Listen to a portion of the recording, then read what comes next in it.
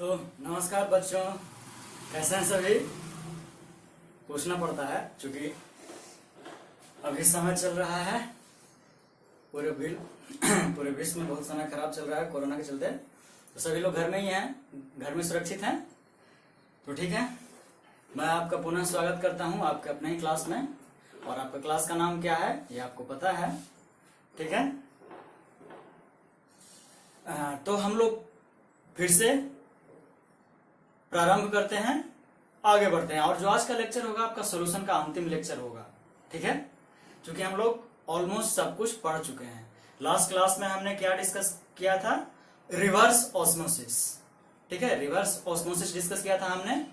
और जो हमारा आज का जो डिस्कशन है, वो जो लास्ट टॉपिक है वो है आपका एबनॉर्मल मासेस। एबनॉर्मल मासेस ये होगा, और इसके साथ साथ वॉन टॉप फैक्टर,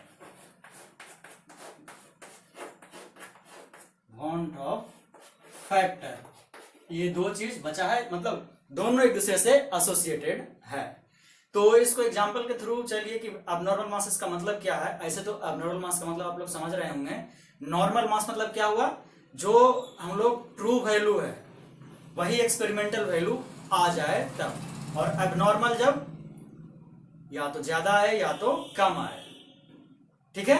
तो जब नॉन वोलेटाइल सोल्यूट, सुनिएगा जो बोल रहे हैं, जब हम लोग नॉन वोलेटाइल सोल्यूट क्या कर रहे थे, ऐड कर रहे थे किसमें, सोल्वेंट में। ऑब्वियसली सोल्वेंट में, प्योर सोल्वेंट में ऐड कर रहे थे, तो वो प्रेशर भी घटा दे रहा था, यानी क्या हो रहा था, डिसोसिएशन हो रहा था ना।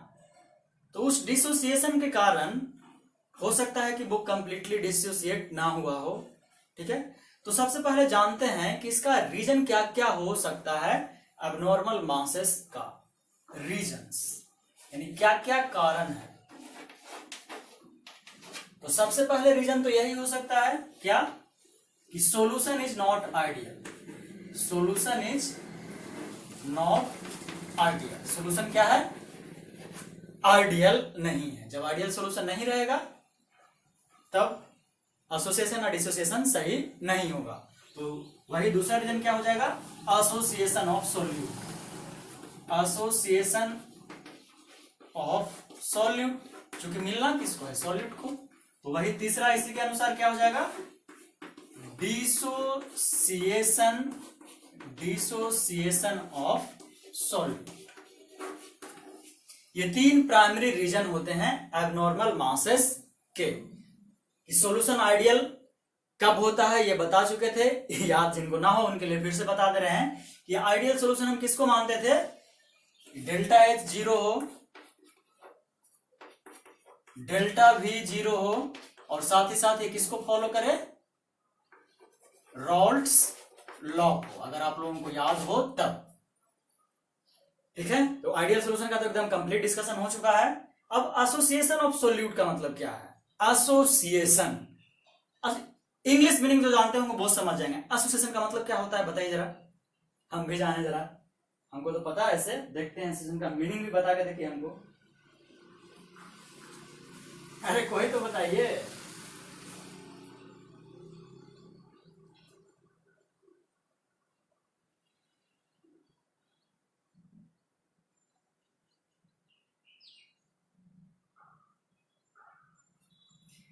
एसोसिएशन का मतलब क्या हुआ, सिंपल तो है। जैसे हाइड्रोजन हाइड्रोजन आपस में क्या क्या बनाता है, H2।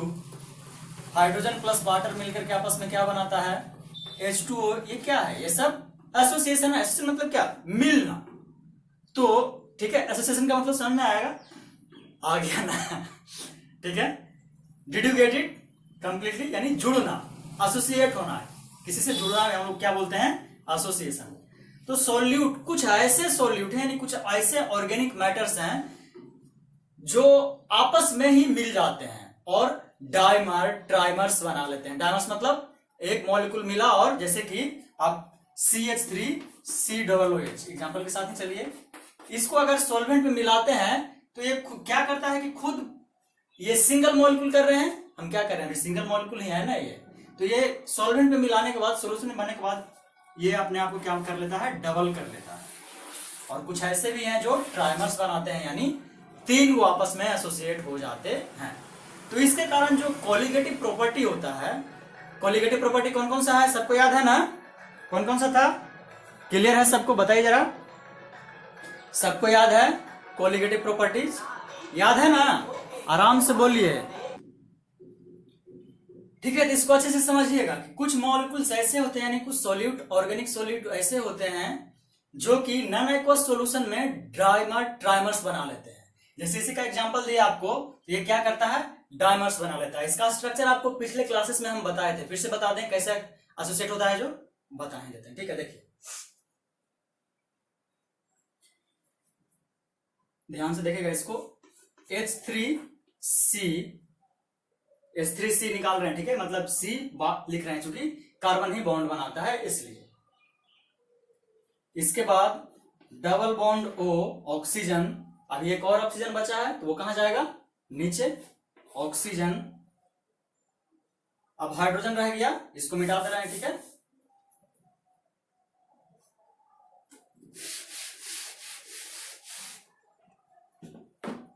यहां पे अब हाइड्रोजन हो जाएगा। उसी तरह से एक इधर क्या आएगा, CH3, double bond, single bond, ठीक है। इसको समझने का प्रयास कीजिएगा। H3C, CH3 था ना, इस फॉर्मूले में क्या होता है, CH3COOH। इस फॉर्मूले को देखिएगा, रटने का जरूरत नहीं, देखिएगा कितना है, CH3 हो गया, C डबल बॉन्ड हो, एक सिंगल बॉन्ड, डबल बॉन्ड हो और एक सिंगल बॉन्ड। अगर ऑर्गेनिक केमिस्ट्री पढ़े होंगे, उसको भी हम शुरू करने वाले हैं, तो देखेंगे कि CH3 और ये इस तरह से कनेक्टेड होता है, ठीक है, इस तरह से कनेक्टेड होता है, क्योंकि क्या है ये COOH एक ग्रुप है जिसको हम लोग क्या बोलते हैं, कार्बोक्सिलिक एसिड। ऑर्गेनिक केमिस्ट्री में आप क्लास 11th में पढ़े होंगे, ठीक है। उसी तरह से CH3H3C। तो इस तरीके से कॉम्बिनेशन होता है किसका, इसको क्या बोलते हैं, एसिटिक एसिड। क्या बोलते हैं, एसिटिक एसिड। लेते हैं एक ही, लेकिन डबल बना लेता है, और किस में करता है ये, बेंजीन में। क्या करता है, बेंजीन में। तो ऐसा होने के कारण ये तो ऑब्वियस है ना कि पूरा का पूरा कोलिगेटिव प्रॉपर्टी बदल जाएगा। जो सिंगल मॉलिक्यूल का जो प्रॉपर्टी होना चाहिए था, वो तो पूरा का पूरा कोलिगेटिव प्रॉपर्टी बदल जाएगा, यानी कि क्या हो जाएगा, श्रिंक कर जाएगा, नंबर ऑफ मॉलिक्यूल्स कम जाएगा। इसके कारण क्या होता है कि इफेक्टिव जो मास होता है, अब इसका मास मानते क्या, कैलकुलेट ही कर दें, ठीक है, कैलकुलेट कर देते हैं। तो CH3COOH क्या हो जाएगा, इसका 12 + 3 + 12 + 2 32 + 1 12 24 3 27 और 27 और 1 28 और +32 कितना हो गया, 60, 0 3 2 5 1 6, यानी ये हो गया 60 ग्राम, ठीक है। ये हो गया आपका कितना, 60 ग्राम। तो जब सिंगल मॉलिक्यूल को स्टडी कर रहे होते हैं हम तो 60 ग्राम, लेकिन जब इफेक्टिवली ये हो जाएगा, क्या हो जाएगा, जब बेंजीन में जाएगा और ये बेंजीन में जाकर के मिक्स हो जाएगा तो सरदर्द हो जाएगा ना। अब जो 60 ग्राम है वो डबल हो गया, 2 मॉलिक्यूल हो गया। तो अब जो स्टडी करेंगे उसमें हमारा क्या हो जाएगा, डबल हो जाएगा इसका एटॉमिक वेट, यानी कोलिगेटिव प्रॉपर्टी क्या कर देगा, ये कंप्लीटली अलग कर देगा। जो होना चाहिए था कोलिगेटिव प्रॉपर्टी, वो कोलिगेटिव प्रॉपर्टी अब इसका शो नहीं करके क्या करेगा, अलग हो जाएगा। तो ये क्या है, एब्नॉर्मल मास हुआ, हमको मिलना चाहिए था 60 ग्राम ही, लेकिन ये क्या मिल गया, उसका डबल। ये क्या है, एब्नॉर्मल मास है, ऑब्वियसली एकदम सिंपली बोल सकते हैं इसको क्या है कि ये एब्नॉर्मल मास है। अब समझ में आया कि नहीं, हम बहुत तेज बोल दिए हैं, ठीक है, बहुत तेज बोल दिए, परेशान नहीं होइएगा, फिर से इसको हम बता रहे हैं, ठीक है। क्या कहे कि जब एसिटिक एसिड को बेंजीन में, ये नॉन एक्वस सॉल्यूशन है, बेंजीन में जब हम क्या करते हैं, मिक्स करते हैं ना, तो ये सिंगल मॉलिक्यूल जो होता है वो डबल मॉलिक्यूल में, यानी डाइमर्स बना लेता है। इसके कारण से जो कोलिगेटिव प्रॉपर्टी यहां सिंगल मॉलिक्यूल का होना चाहिए, उस चीज का कंप्लीटली चेंज हो जाता है, मास भी इंक्रीज हो जाता है। तो यही इंक्रीज मास क्या हुआ, एबनॉर्मल मास। ये तो हुआ एसोसिएशन के केस में। क्लियर है? ये पॉइंट समझ में आया ना? एकदम अच्छे से समझ में आना चाहिए। हमको उम्मीद है कि आप लोगों को अच्छे से समझ में आया होगा। कहिएगा सर सिर्फ उम्मीद ही करते हैं, तो क्या कर सकते हैं, लॉकडाउन में सामने तो आप आ नहीं सकते हैं। अब देखिए जून में भी क्लास शुरू कर पाते हैं कि नहीं ऑफलाइन, पता नहीं क्या होगा। ठीक है। चलिए इतना समझ में आया, इसको मिटाएं। ये हो गया एसोसिएशन ऑफ सॉल्यूट। अब आइए डिसोसिएशन पे। तो जब तक हम मिटा रहे हैं, कोई डिसोसिएशन का डिफिनेशन कमेंट करके बता सकता है?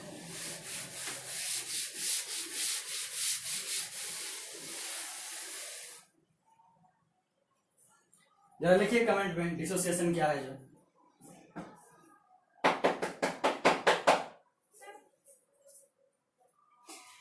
चलिए एकदम सिंपल है डिसोसिएशन। डिसोसिएशन, डी यानी ब्रेक होना। तो डिसोसिएशन का मतलब क्या हो गया? ब्रेक हो जाएगा। जैसे लीजिए आपका एनसीईआरटी का एग्जांपल लें हम, कौन सा, KCl पोटेशियम क्लोराइड। ये ब्रेक होगा तब सोडियम और क्लोरीन आयन में ब्रेक होगा, यानी कटायन और आनायन में ब्रेक होगा, उसमें ब्रेक होगा ना, क्योंकि क्या है ये पोलर मॉलिक्यूल है, बता चुके थे। पोलर मॉलिक्यूल किसको कहते हैं? जो कटायन और अनायन, या बोलिए अनायन और कटायन में ब्रेक होता है, ये ब्रेक हो जाएगा सिंपली। तो अगर हम इसका एक मॉलिक्यूल प्रारंभ में लिए थे, तो जैसे ही ये डिसोसिएट होता है ना, तो क्या हो जाता है, मोल कंसेप्ट के अनुसार 1 मोल ही होना चाहिए, ये भी 1 मोल होना चाहिए और ये भी 1 मोल होना चाहिए।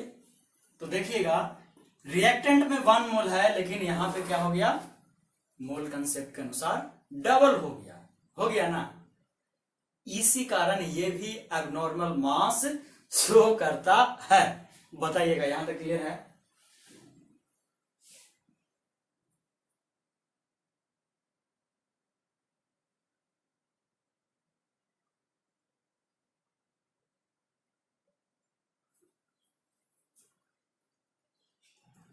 ठीक है, यानी ब्रेक होने के बाद क्या हुआ, इस रूप में ना समझ में आया तो क्या हुआ, नंबर ऑफ पार्टिकल्स बढ़ गया ना, या number of solute components, solute का कंपोनेंट बढ़ गया, बढ़ा ना। पहले एक ही था सिर्फ KCl, लेकिन अब 2 कंपोनेंट हो गया। तो इसके कारण एब्नॉर्मल मास शो करता है ये पोटेशियम क्लोराइड भी वाटर सॉल्यूशन में। चूंकि ये क्या है, पोलर है, तो वाटर सॉल्यूशन में इजली क्या रहेगा, ये सॉरी सॉल्वेंट वाटर में क्या रहेगा, इजली डिजॉल्व, सॉरी हाँ डिसोसिएशन तो कर रहे हैं, तो ये डिजॉल्व हो जाएगा। तो इस कारण से मासेस हमको डिफरेंट लगता है, यानी जितना प्रैक्टिकल वैल्यू, ट्रू वैल्यू जो निकाला गया है, उससे या तो ज्यादा आ जाता है या तो कम आ जाता है। ठीक है, यहां तक कोई दिक्कत?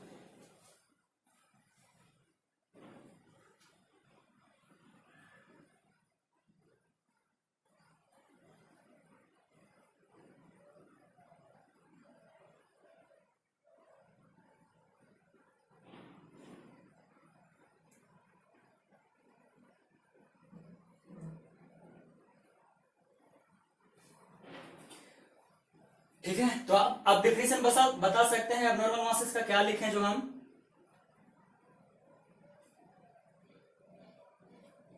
इतना देर से तो वही बता रहे हैं ना कि अब एब्नॉर्मल मासेस को अगर डिफाइन करने कहा तो क्या हो गया, द मासेस ऑफ, यानी सिंपली का है such masses which is either lower, और सच मासेस ऑफ किसका, एलिमेंट्स का बोलिए, या एलिमेंट तो यहां कंपाउंड का बोलिए, such masses which is either lower or higher than the true or accepted value, expected values। ठीक है, जो expected value से मास या तो लोअर हो या तो हाइयर हो, उसी को हम लोग क्या कहेंगे, abnormal masses.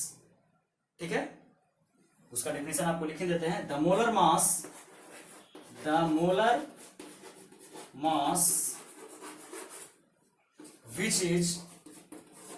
which is either lower or higher, या तो कम हो सकता है तो ज्यादा, देन किसके, एक्सपेक्टेड, ठीक है, then expected value of mass. Expected value of mass. इसको क्या कहते हैं हम लोग? एबनॉर्मल मास। कहिएगा सर जैसे तैसे लिख रहे हैं, मतलब जो बोल रहे हैं उसको समझिए, आप आराम से समझ जाइएगा। इसको स्क्रीनशॉट ले लीजिए। अब ये बताइए कि आपको कोई भी ऐसा पार्ट यहां तक जो समझ में ना आया हो। ये था आपका एबनॉर्मल मास।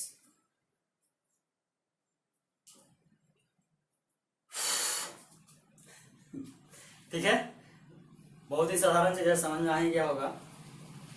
तो मिटा रहे हैं। अब आएंगे want of factor.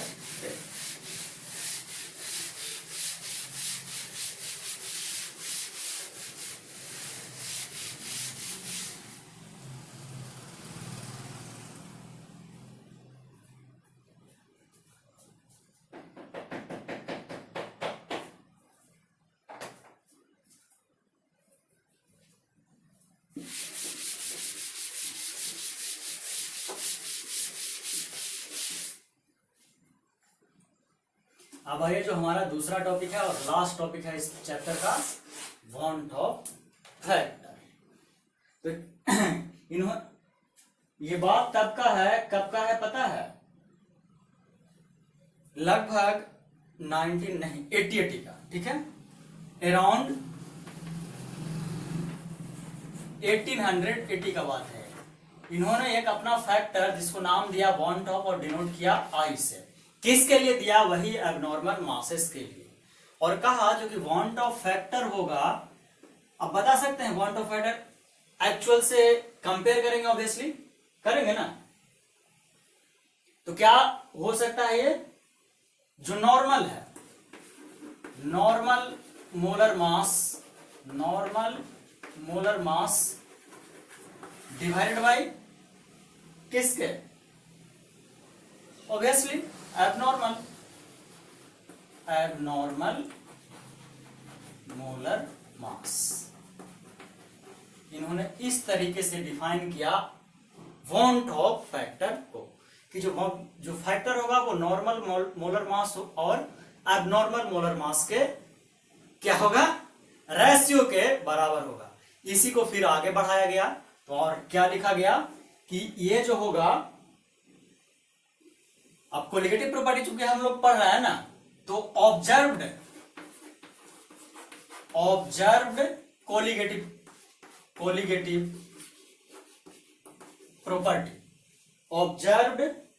Colligative property वही क्या होगा यहां बताइए? ऑब्जर्व से क्या ले सकते हैं? प्रैक्टिकल या तो कैलकुलेटेड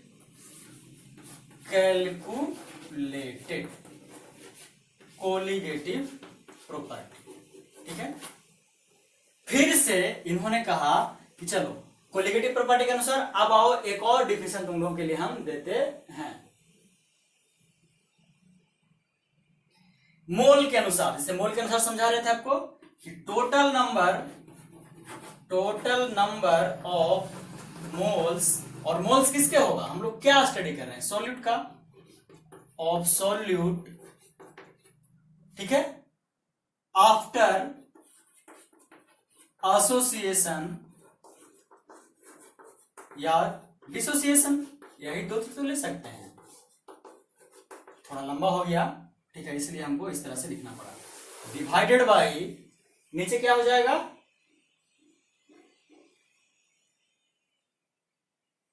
क्या हो जाएगा? बिफोर, पहले आफ्टर था तो अब बिफोर, बस यही है कि number of moles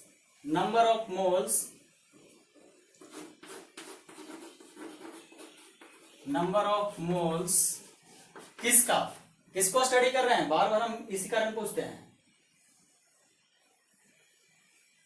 moles of particles, देखिए ऊपर सॉल्यूट भी लिख दिया है, इसको सॉल्यूट की जगह पार्टिकल भी कर सकते हैं।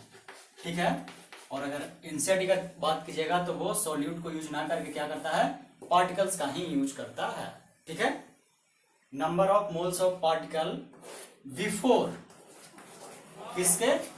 एसोसिएशन या तो डिसोसिएशन, एसोसिएशन और डिसोसिएशन। तो ये इंपॉर्टेंट है, इससे क्वेश्चन बनता है। आपको बताए थे कि जो क्वेश्चंस बनते हैं जे यूनिट वगैरह में वो मैक्स कोलिगेटिव प्रॉपर्टी, कोलिगेटिव और वॉन्ट ऑफ फैक्टर से ही बनते हैं। वॉन्ट ऑफ आएंगे क्वेश्चन, कहीं आएंगे अगले क्लास में, वॉन्ट ऑफ फैक्टर से ही बनते हैं। तो इसको ध्यान रखिएगा। ये सिंपल सा क्या था इनका ऑब्जर्वेशन फॉर्मूला, जिन्होंने 3 तरीके से बताया। अब बताइए यहां तक किसी को दिक्कत है?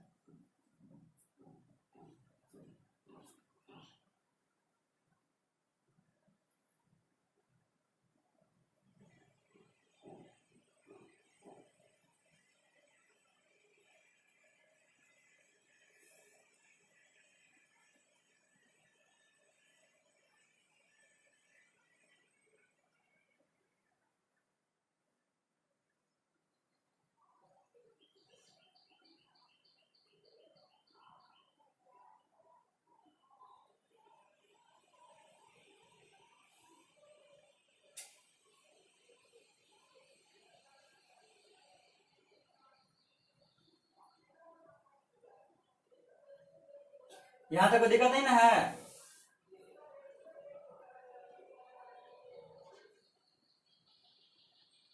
तो इसी में अगर आपको याद हो, जब relative lowering of vapour pressure, relative lowering of vapour pressure या प्रेशर पढ़ा रहे थे, तो आपको ये equation P naught minus P1 by P naught is equal to I N1 by N2 यानी N सोल्यूट, ठीक है, N2 बाई N1, ये बताए थे। इस तरीके से हम लोग इस रिलेशन का यूज किए थे। यानी वॉन्ट ऑफ फैक्टर जब कोलिगेटिव प्रॉपर्टी यानी एब्नॉर्मल मासेस के कारण चेंज होते गया, तब इन्होंने कहा कि है, तभी इन्होंने अपना एक्सपेरिमेंटल सारा का सारा चीज दिया था। तो ये था abnormal masses and want of factor. यहां तक किसी को दिक्कत है बता सकते हैं?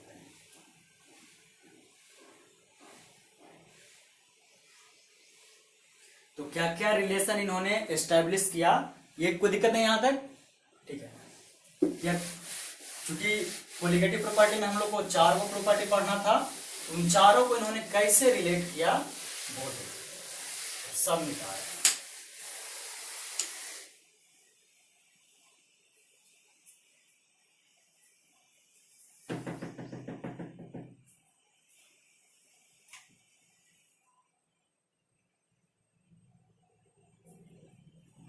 दिख रहा है सभी को?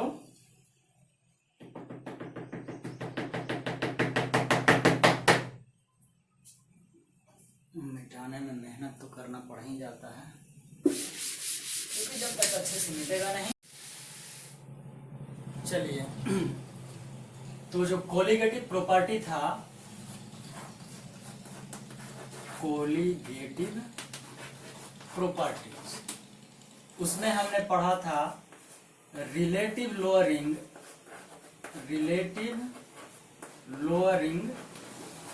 ऑफ वाइपर प्रेशर,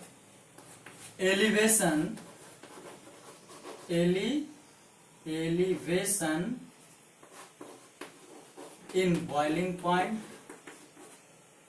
डिप्रेशन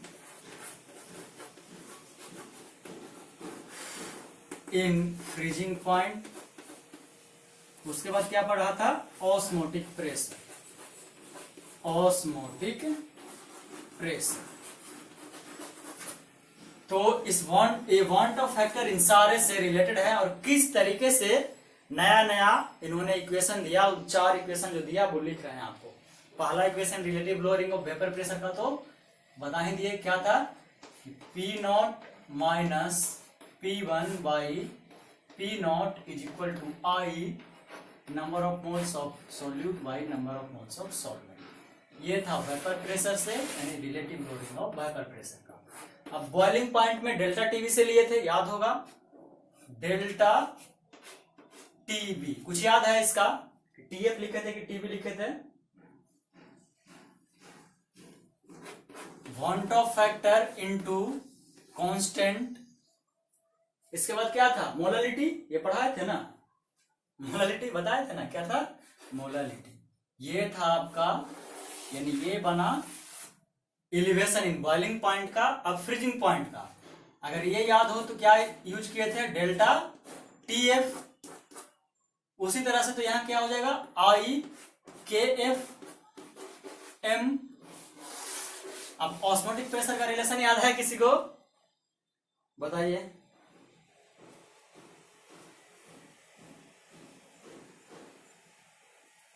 नहीं याद है, चलिए ठीक है। ऑस्मोटिक प्रेशर का क्या था, पाई से डिनोट किए थे, ठीक है। क्या लिखे थे, NRT/V, जहां तक हमको याद है यही लिखे थे ना, NRT/V, जहां N नंबर था और यहां इसको NCRT N2 यूज किया था। तो यहां पे आप क्या लगा देंगे, वांट ऑफ फैक्टर।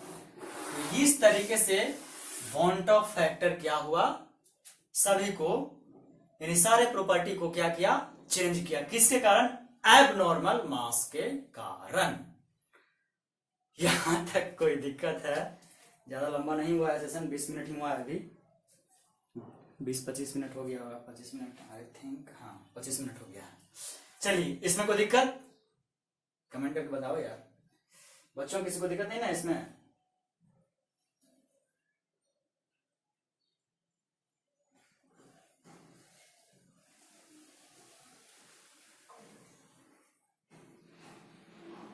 ठीक है, तो ये होता है यहां तक। अरे चलिए वही जो बोलते हैं, अगर लेक्चर अच्छा लगा हो जरा लाइक शेयर तो बढ़ाइए, इतना छोटा सा ही तो काम मानते हैं आप लोगों से, लाइक शेयर बढ़ाइए। चलिए, तो अब तक हमने ये सॉल्यूशन का चैप्टर क्या कर लिया, फिनिश कर लिया। सब कुछ फिनिश हो गया इस चैप्टर में, कुछ भी बचा नहीं, कोई भी टर्म बचा नहीं जो हमने छोड़ा हो। अब जो हमारा नेक्स्ट क्लास का मेन्यू होगा, खाने का मेन्यू नहीं, ठीक है, किसका मेन्यू बताइए आप लोग? अब होंगे क्वेश्चन सीरीज, और इसको कोई भी स्किप नहीं करेगा। आप बहुत जगह से देख रहे होते हैं, कोई दिक्कत नहीं, लेकिन कहेंगे हमारा एक बार जरूर देखिए किस तरीके से हम समझा करके बताएंगे आपको। क्वेश्चन सीरीज होगा जिसमें पहले 12th का जो क्वेश्चन पूछा गया है नॉर्मली वो करेंगे, और उसी में बेसिक क्वेश्चन जो पूछे गए हैं जेईई नीट में प्लस एडवांस, इन सारे का क्वेश्चन आपको बताएंगे और मजा आएगा आप लोगों को। कहिएगा कि सर इतना इजी क्वेश्चन पूछता है, एकदम बच्चों इतना ही इजी क्वेश्चन पूछता है, हम यही कहेंगे। अगर पूरा कंसेप्ट क्लियर हो, सारा इक्वेशंस याद हो, तब एक भी क्वेश्चन नहीं छूट सकता है सॉल्यूशंस का। और इससे आपको लगभग 4 क्वेश्चन बनते हैं, यानी 4×5=20 नंबर का, अगर 5-5 नंबर का क्वेश्चन पूछा तब। सो ये बहुत ही इंपॉर्टेंट चैप्टर है, ठीक है, क्योंकि इससे क्लास 11th भी ब्रश अप हो जाता है। यहां तक कोई दिक्कत नहीं, ठीक है। तो आज यहीं द एंड करें, तो यहीं पे समाप्त करते हैं, द एंड करते हैं। आप सभी अपना ख्याल रखिए, हम यही उम्मीद कर सकते हैं, और इसी के साथ हम समाप्त करते हैं। सभी को बाय बाय, टेक केयर, जय हिंद, जय भारत।